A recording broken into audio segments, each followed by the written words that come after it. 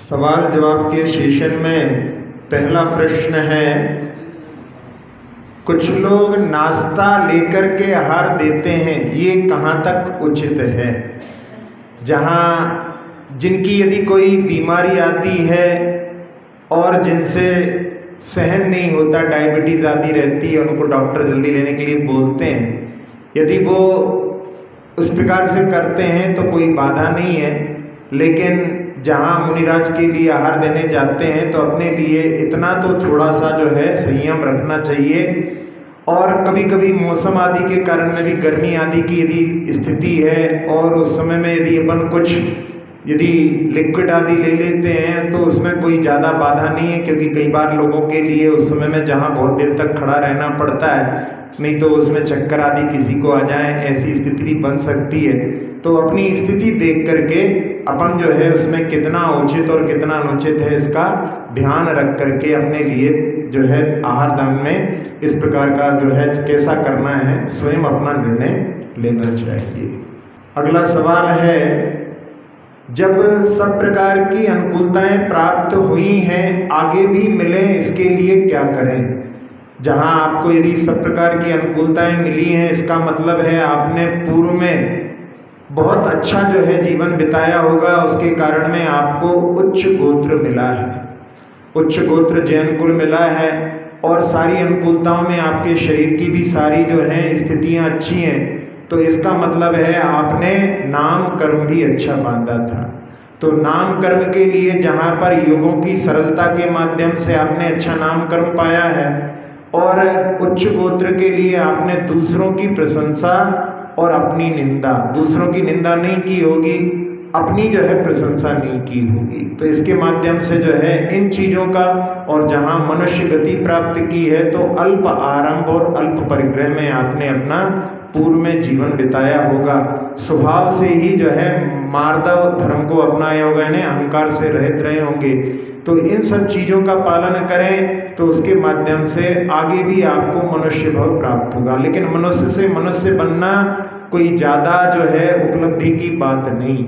मनुष्य से जो है इस काल में यदि आप सम्यक दर्शन प्राप्त करते हैं, सम्यक दर्शन के साथ में प्रति बन करके यदि संलिखना करते हैं, तो उसके माध्यम से जो आपका भव जो है संसार भी ज़्यादा से ज़्यादा 7-8 भव का रह सकता है। तो अपने लिए सम्यक दर्शन, फिर प्रति बन करके, और आगे जो है संलिखना का जो है भाव रख करके अपने जीवन को बनाएं। तो उसके माध्यम से, और जो है जैसे कहते हैं कि जहाँ जितनी संपत्ति लेकर के आए हैं उससे संपत्ति आगे बढ़े, तो वो जो है सही उपलब्धि है। यदि अपन ने उतनी की उतनी उपलैने और संपत्ति प्राप्त की तो उसमें कोई विशेषता नहीं। जहाँ पर सम्यक दर्शन तो चारों गतियों में प्राप्त हो सकता है। वृत्ति जो है जहाँ पर त्रिंश भी होते हैं और महावृत्ति केवल मनुष्य ही होते हैं। तो इसलिए अपनी जहाँ पर जैसी देखें उसमें उस प्रकार से बढ़ने का प्रयास करना चाहिए। स्वामी महाराज, परमार्थ गुरु कौन होते हैं? परमार्थ गुरु जो हैं, जहाँ पर जो मोक्ष मार्ग में अपने लिए परमार्थ गुरु का वर्णन आता है। परमार्थ गुरु जो कि स्वार्थ से रहित होते हैं। जहाँ रत्नकण श्रावकाचार्य में वर्णन आता है कि जो ज्ञान ध्यान तप में लीन रहते हैं, आरंभ और परिग्रह से रहित होते हैं, वो परमार्थ गुरु कहलाते हैं। तो अपने लिए जो दिगंबर मुद्रा को धारण करने वाले हैं, वो ही अपने परमार्थ गुरु होते हैं। संसार में जहाँ शिक्षक आदि पढ़ाने वाले हो सकते हैं, लेकिन वो परमार्थ गुरु के रूप में नहीं। परमार्थ गुरु तो जो है दिगंबर मुद्रा के धारी ही परमार्थ गुरु होते हैं। सम्यक दर्शन और सम्यक ज्ञान का व्यापार क्या है? सम्यक दर्शन और सम्यक ज्ञान का व्यापार, सम्यक दर्शन तो समीचीन श्रद्धान है, समीचीन श्रद्धान आस्था का विषय है। और सम्यक ज्ञान जो होता है, सम्यक दर्शन के होने पर ज्ञान जो है सम्यक ज्ञान हो जाता है।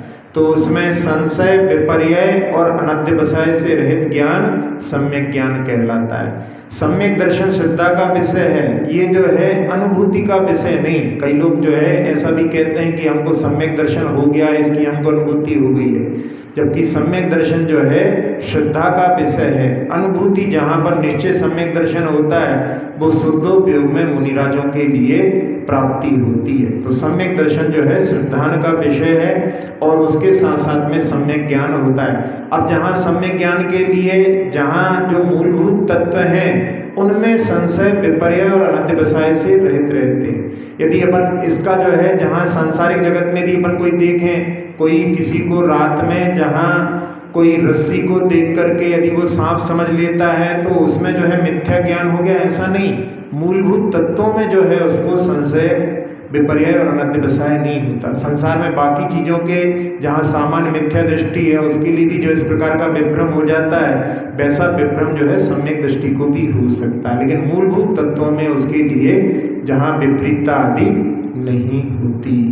अगला सवाल है सम्यक दर्शन के कितने भेद होते हैं? सम्यक दर्शन वैसे एक भेद में देखा जाए तो सामान्य से तत्वों का श्रद्धान सम्यक दर्शन कहलाता है। दो भेद देखें तो उसमें एक होता है निसर्गज और एक होता है अधिगमज। निसर्गज यानी जिसमें उपदेश के बिना जो होता है वो निसर्गज कहलाता है, और जो उपदेश के माध्यम से होता है वो अधिगमज कहलाता है। तीन प्रकार के भेद किस प्रकार से उत्पन्न होता है उसकी अपेक्षा से, तो सबसे पहले उपसम सम्यक दर्शन, बाद में क्षयोपम बना लेता है और सबसे आखिरी में क्षायिक बनाता है। तो इस प्रकार से तीन भेद हो जाते हैं। जहाँ आचार्य गुणभद्र महाराज ने आत्मानुशासन में 10 प्रकार के सम्यक दर्शन भी बतलाए हैं, तो उसमें सबसे पहला जो है आज्ञा सम्यक्त कहलाता है। जिनेंद्र भगवान की आज्ञा का पालन करना वो आज्ञा सम्यक्त कहलाता है। फिर जहाँ मार्ग सम्यक्त मुनिराज की चर्या को देख करके जो सम्यक दर्शन होता है वो मार्ग सम्यक्त कहलाता है। फिर बीज सम्यक्त जो होता है जहाँ चरणानी योग के ग्रंथों का अध्ययन करने से होता है। सूत्र सम्यक्त जो होता है कर्णानी योग के ग्रंथों का अध्ययन करने से होता है। उपदेश सम्यक्त प्रथमानी योग के अध्ययन करने से होता है। जहाँ संक्षेप सम्यक्त द्रव्यानी योग का संक्षेप में श्रवण करने से होता है। जहाँ विस्तार सम्यक्त होता है वो भी द्रव्यानी योग के विस्तार से अध्ययन या उपदेश के माध्यम से होता है। एक उपदेश सम्यक्त भी होता है। उपदेश सम्यक्त में जैसे जहाँ नहीं उपदेश नहीं, जहाँ अर्थ सम्यक्त, अर्थ सम्यक्त यानी जहाँ जैसे दाल और छिलका लग रहे, जैसे शिवभूति महाराज को दाल और छिलका लग रहे, ऐसी शरीर और आत्मा लगे, ऐसा उसको देख करके जो सम्यक दर्शन हुआ वो अर्थ सम्यक्त कहलाता है। एक अवगाढ़ सम्यक्त होता है, जो क्षयिक सम्यक दृष्टि का सम्यक्त होता है वो अवगाढ़ कहलाता है। और एक परमावगाढ़ होता है जो केवली का जो सम्यक दर्शन होता है उसको परमावगाढ़ कहते हैं। इस प्रकार से 10 भेद सम्यक दर्शन के भी बतलाए हैं। स्वामी महाराज, पिता की आज्ञा और गुरु की प्रतिज्ञा या आज्ञा में क्या अंतर है, इसका कैसे पालन करना?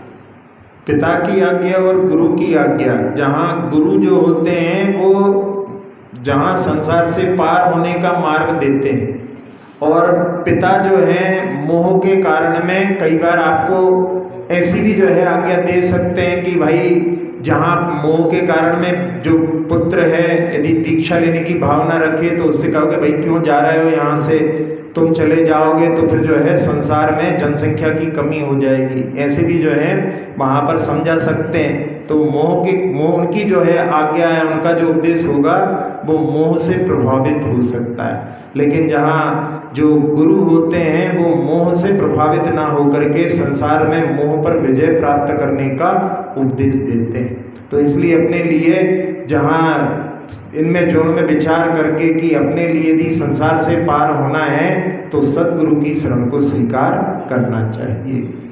इच्छा में महाराज जी घर में साधु संतों के प्रवचन पाठ वगैरह सब चलते रहते, तो क्या उससे घर की नेगेटिव दूर होने में अच्छा है?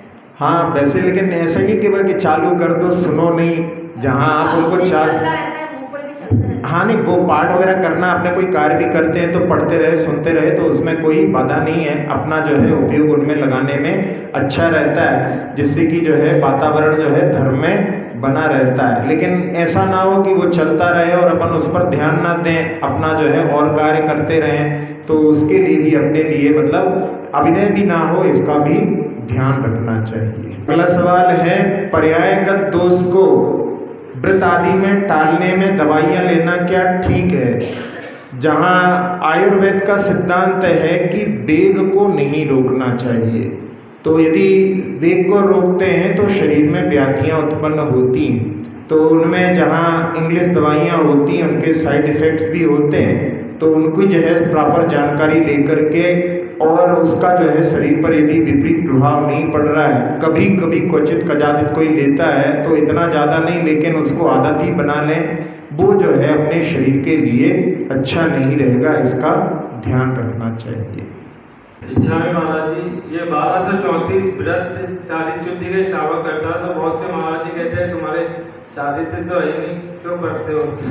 हाँ, वैसे सही तो यही है, क्योंकि जो है चारित्र की शुद्धि, उसका नाम ही है चार्य शुद्धि व्रत। तो पहले जो है कम से कम अणुव्रत धारण करें, तो उसमें जो है देश चारित्र भी एक चारित्र की संज्ञा को प्राप्त हो जाता है। वैसे तो जो है महाव्रतियों के लिए मुख्य चारित्र होता है, लेकिन फिर भी जहाँ पर जो है क्षुल्लक के लिए भी बाल मुनि कहा है, तो उस प्रकार से उनका जो है देश चारित्र हो जाता है। लेकिन फिर भी कई लोग करते हैं तो यही सोच करके कि भाई चलो कम से कम जो है एक आसन करके कुछ अपनी साधना बढ़ाएंगे, धीरे धीरे वृद्धि बनने की भावना होगी, ऐसा सोच करके शायद लोग करते होंगे।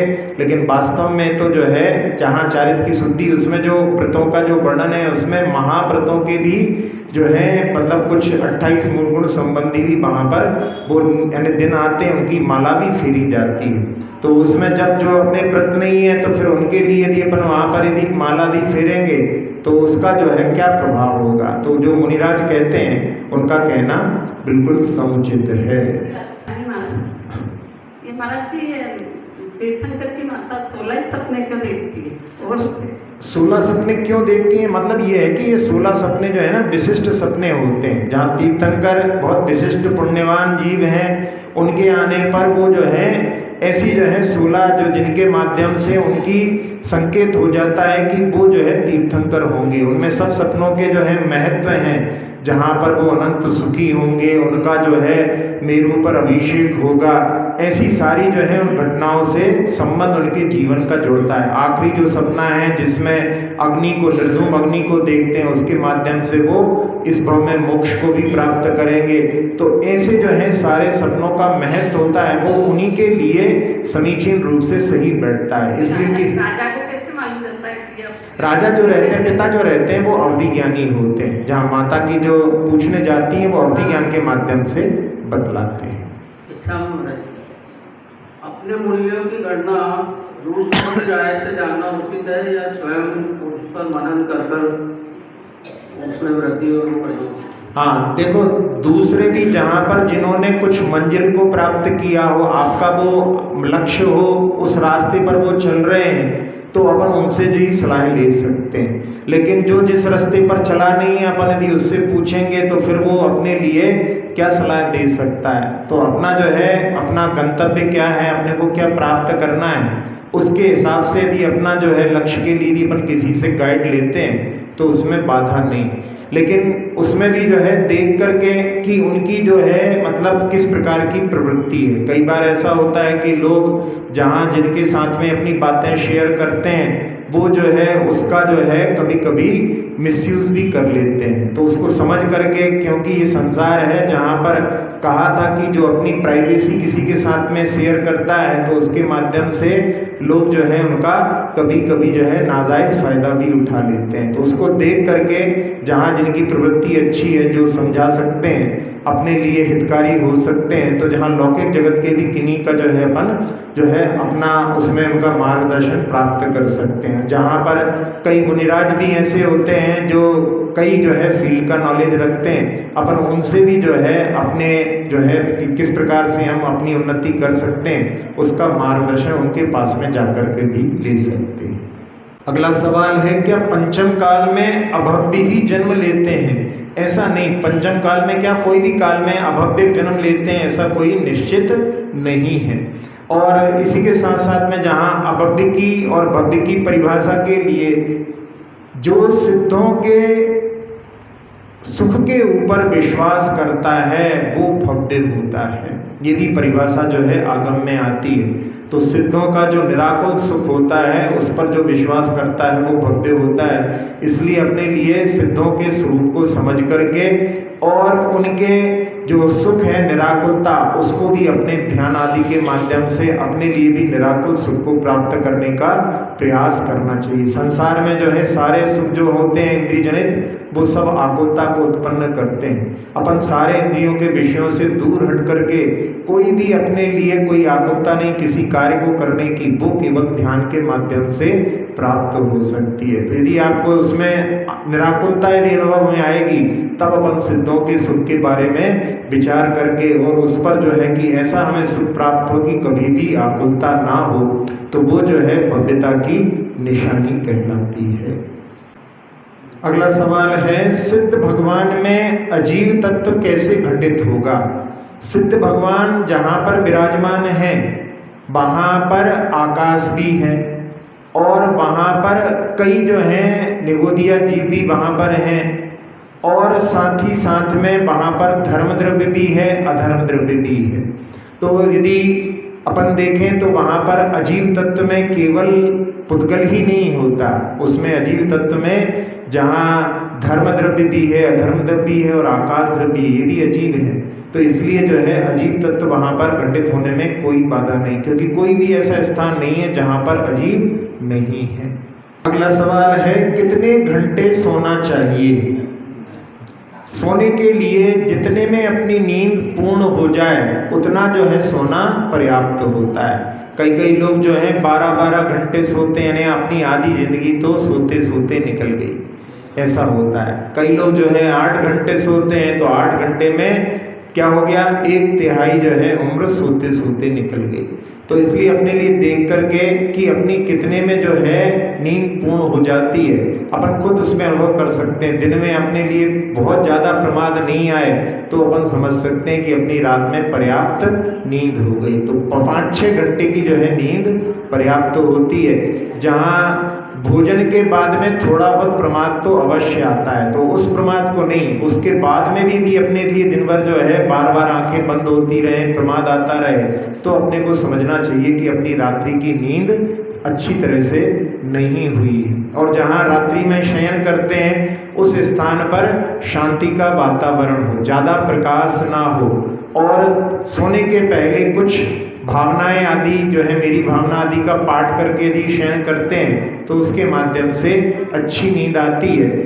और नींद जो लेते हैं अपने लिए करवट से सोने की आदत बनाना चाहिए, उसके माध्यम से वो जो है अपने शरीर के लिए स्वस्थता के लिए अच्छी होती है। एकदम उल्टे सोना, एकदम सीधे सोना ये ठीक नहीं होता। और अपने हाथों को जो है सिर के नीचे दबा करके यदि अपन सोते हैं तो उससे भी खर्राटे आदि आते हैं। तो इसलिए जो है अपने लिए सोने के लिए भी जहाँ बतलाया है आगम में, या तो जो है दंड के समान यानी बिल्कुल सीधा पैर फैला करके, सीधा मतलब एकदम करवट के चित्त लेटना ऐसा नहीं, अपने पूरे पैर जो है फैले हुए हों, या जो है ज़्यादा से ज़्यादा हो तो धनुष के आकार में थोड़ा सा कर्व दे सकते हैं। लेकिन ठंड के समय में कई लोग ऐसा सोते हैं कि उनके पूरे जो हैं घुटने जो हैं छाती से चिपक जाते हैं, गठरी बन जाते हैं। आचार्य जी कहते थे कि उसके माध्यम से शरीर में व्याधियाँ निश्चित उत्पन्न होंगी। इसलिए अपने लिए सोने का भी जो है विज्ञान समझ करके और उसके माध्यम से अपन अपनी निद्रा को जो है यदि प्रॉपर लेंगे तो उसके माध्यम से कम में भी अपना काम चल सकता है। अगला सवाल है, शेयर मार्केट क्या जुआ व्यसन में आता है? शेयर मार्केट में यदि आप केवल जो है उसमें फ़ायदा के लिए ही यदि लगाते हैं तो वो जो जुआ के अंतर्गत आता है। जबकि उसमें क्या होता है, कई बार जो है लाभ भी हो जाता है, कई बार हानि भी हो जाती है। यदि आप उसको मुख्य व्यवसाय के रूप में करते हैं तो उसमें बहुत सारे लोग दिवालिया भी हो जाते हैं। यदि साइड बिजनेस के रूप में अपन ने उसमें किसी पैसे लगा करके छोड़ दिया तो वो जो है कहते हैं कि वहाँ पर उतना ज़्यादा परेशान करने वाला नहीं होता। नहीं तो यदि अपन उसके लिए बार बार देखते रहो कि इसमें कितने रेट बढ़ रहे हैं, कितने कम हो रहे हैं, तो उसके माध्यम से जो अपनी हार्ट बीट्स भी उसके साथ में अप्स एंड डाउन्स होती रहती है, तो वो जो है बहुत हानिकारक होता है। जैसे कई लोग ऐसा भी जो है करते हैं, उसमें दूसरों के कार्य को संपादित करते हैं तो उसके माध्यम से उनको कुछ परमानेंट जो है वहाँ पर कमीशन मिलता है। तो वो ऐसे कई व्यापार होते हैं तो उसका निषेध नहीं, लेकिन जहाँ अपन उसके लिए जैसे जहाँ जुए आदि में, सट्टे आदि में होता है, वैसा यदि अपन करते हैं तो वो जो है जुए के अंतर्गत ही आता है। सवाल है, गुरु के अभाव में गुरुपास्ति कैसे कर सकते हैं? जहाँ पर श्रावक के जो षटकर्म हैं उसमें गुरुपास्ति भी है, गुरु की उपासना है। जहाँ आप लोग प्रतिदिन पूजा करते हैं उस समय में गुरु की उपासना वहाँ पर भावों से करते ही हैं। और अपने लिए प्रतिदिन जहाँ अपन भोजन करने बैठते हैं उस समय में सब जो है साधुओं के आहार निरंतराय हो, इस प्रकार की भावना अपन उस समय में कर सकते हैं।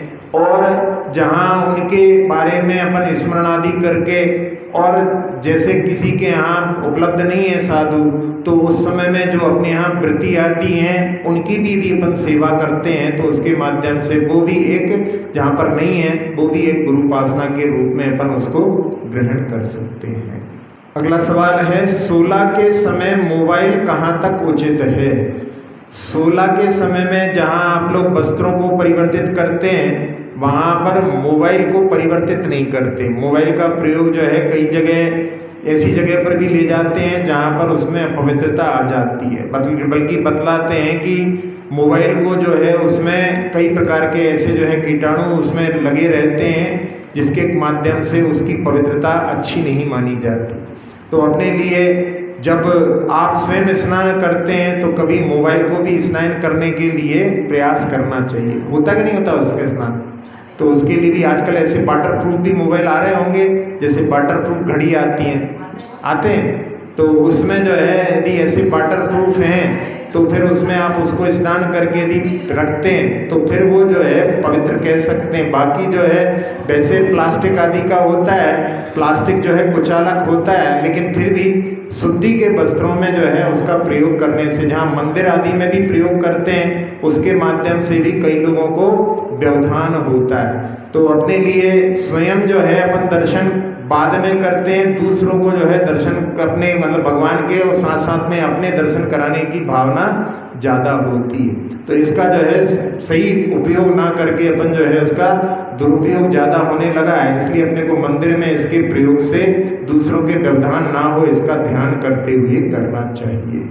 अगला सवाल है, क्या सारी देवियाँ एक ही कमल में रहती हैं? जहाँ तत्पर सूत्र के 3रे अध्याय में वर्णन आता है वहाँ पर 6 पर्वत हैं और 6 कमल हैं। तो उनमें जो है वहाँ देवियों के एक एक कमल में एक एक देवी मुख्य रहती हैं। उनकी सहायक देवियाँ बहुत सी साथ में रह सकती हैं, लेकिन एक कमल में जो है एक देवी मुख्यता से रहती है। अच्छा भी भरत, धर्म में राजनीति कहाँ तक उचित है? धर्म में जो है राजनीति कहाँ तक उचित है, आपका प्रश्न है।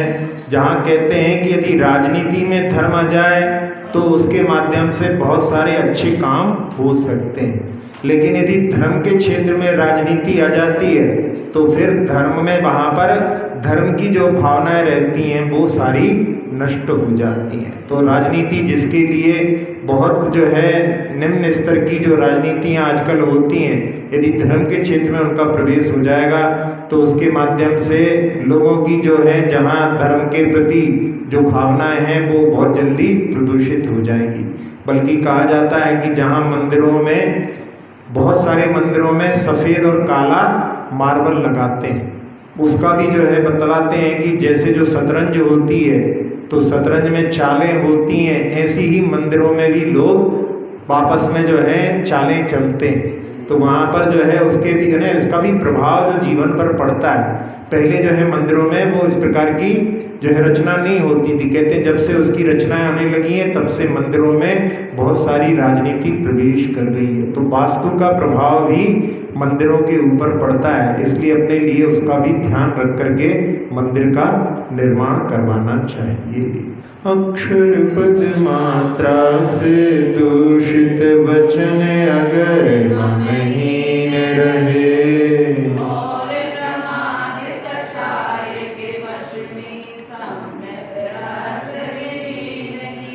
जिन वाणी माता मेरी उन सब त्रुटियों को क्षमा करें।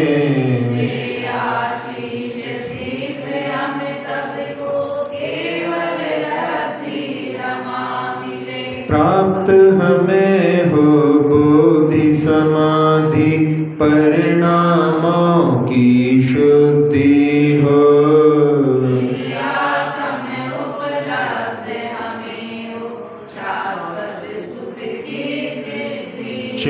चिंतित वस्तु दात्री माता चिंतामणि उपमा भाति।